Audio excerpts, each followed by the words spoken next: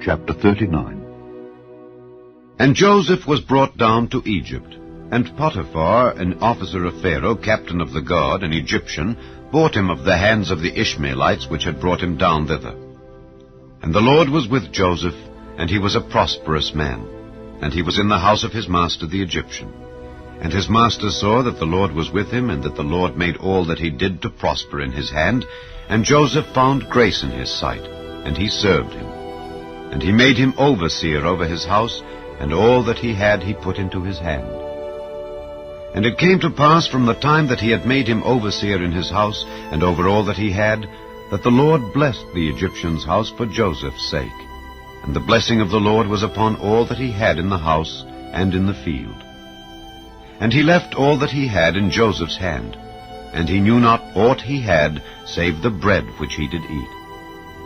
And Joseph was a goodly person, and well-favored.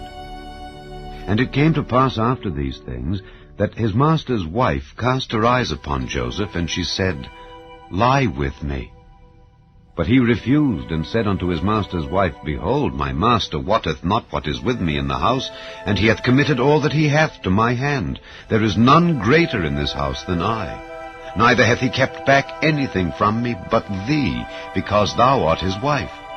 How then can I do this great wickedness, and sin against God? And it came to pass, as she spake to Joseph day by day, that he hearkened not unto her, to lie by her, or to be with her. And it came to pass about this time, that Joseph went into the house to do his business, and there was none of the men of the house there within. And she caught him by his garment, saying, Lie with me. And he left his garment in her hand, and fled, and got him out. And it came to pass, when she saw that he had left his garment in her hand, and was fled forth, that she called unto the men of her house, and spake unto them, saying, See, he hath brought in an Hebrew unto us to mock us.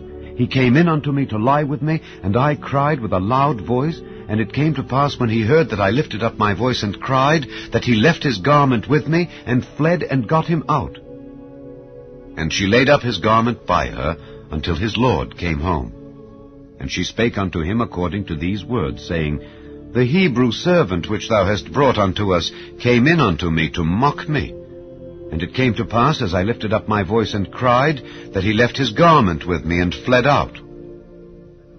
And it came to pass, when his master heard the words of his wife, which she spake unto him, saying, After this manner did thy servant to me, that his wrath was kindled.